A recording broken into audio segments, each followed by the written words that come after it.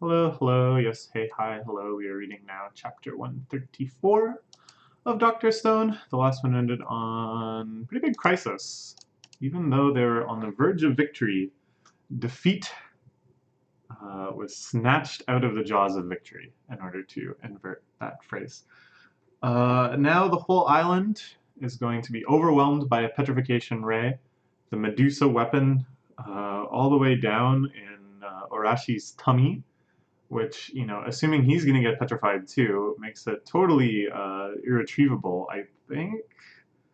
How do you think that works? If you have something in your stomach, and then you're petrified, and then you're depetrified, would you be able to, like, get at your stomach contents the same? Or during the petrification, is there, like, a homogenizing that, like... I don't know. Probably this isn't a question you're supposed to ask about the series, because there's no way they're gonna, like, either go through Orashi's poop or cut his tummy open to get the Medusa. And I think the major point of having him swallow it, not just because it was like a nice dramatic twist, but was to remove access to the Medusa weapon from future arcs. Okay, so Senkyu, it might be Senkyu versus the world, because Chrome pointed out the non-instant speed of the petrification wave. Senkyu at that time, I believe, started running away. Everyone else is going to be in the path, but maybe Senkyu can survive, but then it's just him against the world. Everyone on the whole island is going to get petrified. Nothing else I have to tell them what I learned. The device is voice activating. You got to specify its range and number of seconds. So I thought, yeah, I think the time is the length between giving the instruction and the beam starting to deploy. Hyoga and Mose chilling after their big fight. Mo's actually looking kind of relaxed. I think they respect each other so much.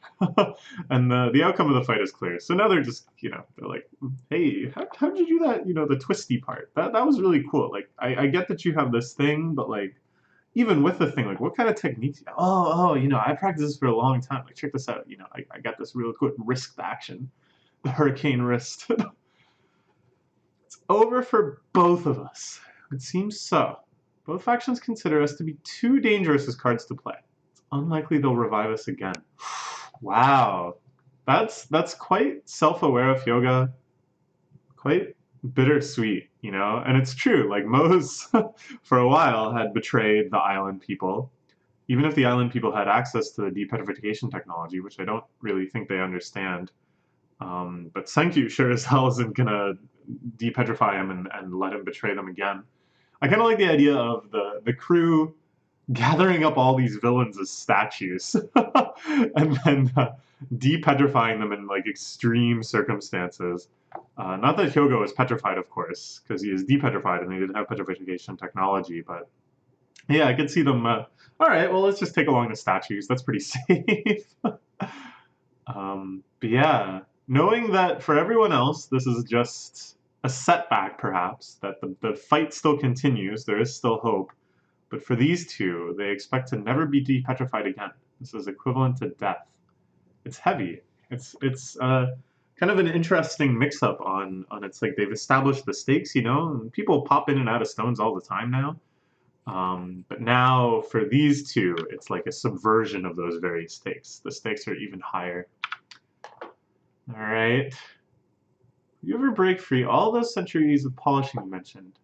Take a crack at that pipe pierce. I knew that's what they were talking about. I knew they respected each other, trying to figure out how the other one operates. As long as you seek to do it well, the gates of the Owari Kanryo style will always be open to you. Nice, nice. A little bit of sentimentality between these two quite villainous characters overall. I like it. Okay, the petrification wave still rippling through the island. Senkyu as well, starting to petrify. We see, oh, this is heartbreaking. Suika, her mask popped off of the stone statue. All these other villagers, somebody petrified in an awkward pose, falling over, already literally biting the dust, his body crumbling. But well, once they get Yuzuriha online, all these people can come back. Gen, of course, still grinning. Is that Gen? Or is that Chrome? I can't really tell. But big big grin. I love the way they draw the petrification energy. It's so ominous. Like all these like almost sumai-y ink watercolor stuff. Or not color, but ink water stuff floating around the edges. And even from space, you can see the wave. But it's not huge from space. It's just noticeable. But what can Senkyu do? He's grinning like a madman here. But his outermost fingers are already succumbing to it. Is he just standing there, dipping them in? Trying to figure out exactly how this works in the final seconds? I thought it would be more that he would run, the whole island would be petrified, and then from nothing, he would somehow have to eke a miraculous overall victory. I don't know. Whoa, this is a cool shot. Wow, that is such a cool shot. Just the petrification beam and the water, the kick up, the disturbance of it, reaching right to the edge of the ship. Because, of course, Ibara knows exactly how far to make it go, such that he himself is not in any danger. All the soldiers petrified. He steps on a crab for no reason. Cute crab! Why? Why kill? Why kill cute crab? Cute crab is friend. Not foe, friend. Foe to no one, friend to all. He's cackling it up. I mean, he really thought he was in a bad situation there. Everything was against him. It was all just the miraculous power play of petrifying Yo and grabbing the Medusa back. Up until that point, there was, like, no hope at all for him. Solo supreme victory. How can this old man not laugh about it when I'm the last man on the island? I don't know if he thought this all the way through. He petrified everybody. Makes him feel lonely, but it doesn't matter because the sorcerers possess revival water. Okay, so he does understand at least the nature of depetrification. I guess his plan is to go to Senkyu's hideout, just grab whatever he can find and start dumping it on cute girls. Which I suppose would eventually work. But I think there's something, I don't know, like, it would be kind of poetic, and it's kind of tough because you can't do this ending and then, you know, also progress with the story. But the idea of him winning, having the supreme solo victory, and then slowly realizing, like, oh, this was actually a huge mistake. I have no one here with me. I have to just survive based on everything. I have to do everything myself. I have no companionship. I have no harem. I have no one to wield power over. And then realizing, you know, like this devastating realization that in the end he truly lost.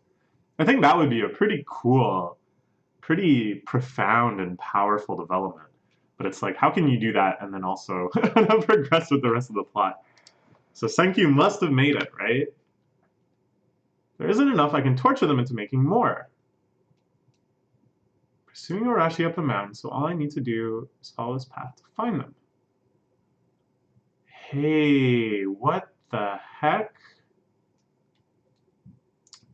So he assumes that some of the sorcerers, the Kingdom of Science, survived. Which, first off, like, why would he assume that? Just because they've been so resilient up until now? But this is interesting, too. They all stopped fleeing. They deliberately let themselves be paralyzed. We saw them reaching out to one another. So this was all part of the plan to make these specific poses. And it looks like they're counting down something. Or counting in some general way. Some number or code or something is being conveyed. 0, 2, 5, 5, something. All lined up, and they're all striking the same pose. You see Soyuz. Oh, and then suddenly a flashback. Okay. I mean, I expected at some point we would get a flashback to see, you know, how did Ibara come to power? Why do these people have the Medusa weapon in the first place? So on and so forth. But in typical Oda fashion, taking a page out of One Piece, the solution is just to start it like blam, like you just look at someone's face, and then suddenly you're remembering when you killed their father. Well, there's baby Soyuz. Uh-oh. So yeah, this island culture also passing down the 100 Tales, just like the village did. Given that that came from before the split between the astronauts' their children. You know what I'm trying to say here? This child will remember all he sees. His mom runs off with him, Prince Soyuz. Sure. And this is Soyuz's escape. Oh, that's it. That was the whole flashback. Oh, okay. Oh my gosh. Oh, okay. All right. So I was wrong about the Medusa weapon being kind of out of the picture. So it's still available. It's still in play. So maybe they will go forward having access to it. Which will make it very strange once they they start getting into more battles, once more antagonists arrive. Struggle for 20 long years to survive and return here, only to end up like your foolish father, a stone statue. So yeah, he busts open Arashi, and there it is, right in there. Is that? I guess that's how it works. Okay, sure. Footprints. Nobody would have gotten this far while escaping the petrifying light. Oh! There's some sort of radio static. It's not coming from the earpiece that he stole from... Oh man, her name is just gone. I know that it means amber. Kohaku? Is that her name? But it's not actually coming through the earring. It just reminds him of that noise, because that's the only radio noise he's ever heard. Ah! The beast! The Mobile Science Lab. That strange animal. A living creature. It's more of their sorcery. Oh, shit! Whoa, they got him good. Oh, whoa, I love it. Also, Ukio's his final message that he tried so hard to relay to Senkyu. It worked out. The fact that it was an audible thing and they had the man with cheat code level hearing, it all worked out. Oh, they got him good. So wait, this would be another amazing ending if it was just total petrification GG no Ri. Right? Like if this wasn't a normal shonen series that I'm sure they want to get like another 10, 20 volumes out of. There's so many cool Twilight Zone-esque endings they could go for here. But imagine that. Literally everyone on the island is petrified, and then it just like falls into silence forever and ever, or until someone else miraculously pops out, like Senkyu and Taiju did way back in the day. They got him though. But no, I don't think this is a recording. They don't really have the technology to loop recordings over radio as far as I know, right? Like, they've played records before, but have they made records? I don't think so. So this must be Senkyu from somewhere else. Oh. Aha! It didn't work out. Okay. That would have been too easy. We need this, like, true Senkyu versus Ibara showdown. Probably just gotta be up close and personal giving the command. I see. Doesn't work over radio. Well, that's that again is like I think just smart world building and like limitations on the power. That if you're going to have access to this weapon going forward, you have to be like really judicious about what it can and can't do. Otherwise, there's like too many problems that's just resolved by like We attach a drone that has a speaker, and then we just fly it in and say what to do, right? Like you got to set up limitations that can add tension later, like the fact that you actually have to say it in person. How's it going, Ibarra? Looks like we're just the last two standing, buddy. Science versus Medusa.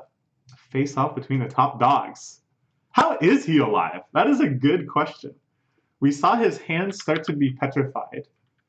I can't see that hand in this panel, so I don't know if it's that he managed to reverse petrification entirely, or if outside of reaching into it for a second, he was able to escape. I feel like instead of just running away and escaping, which I think like doesn't really fit Senkyu's character and what like leads him to victories and stuff, he actually came up with some way to nullify the petrification. But that's pretty impressive, right? Because you think the entire world was petrified. Like people inside were petrified. People inside of like bank vaults were petrified. It's not like some sort of physical shield, because certainly some people would have been incidentally just shielded in that way before. No, it must be, I don't know. And then there's the people standing there with their hands up. What would that convey to Senkyu that would help him in this situation, or will help him still? Like, was that a result of Senkyu being able to escape petrification? That was the aftermath of that plan?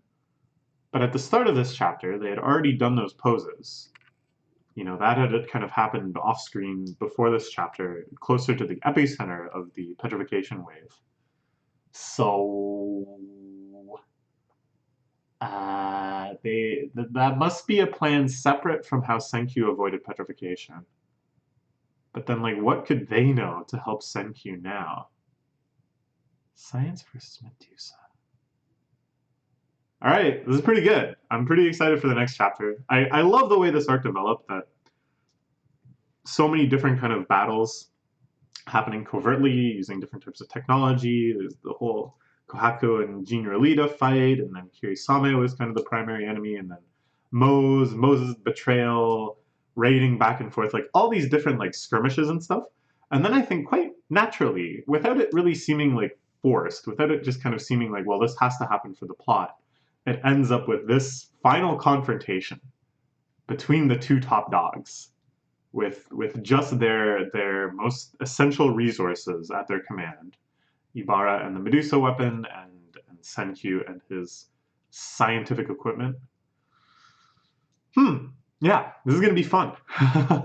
I really love the kind of battle between someone like very intelligent, very tricky, very I don't know, misleading, has all sorts of schemes up his sleeve, versus someone who's far outclassing the smart person in terms of physicality and stuff. Just an exciting dynamic. Okay. We will read the next chapter soon. Probably it'll be up tomorrow. So see you then. Bye-bye.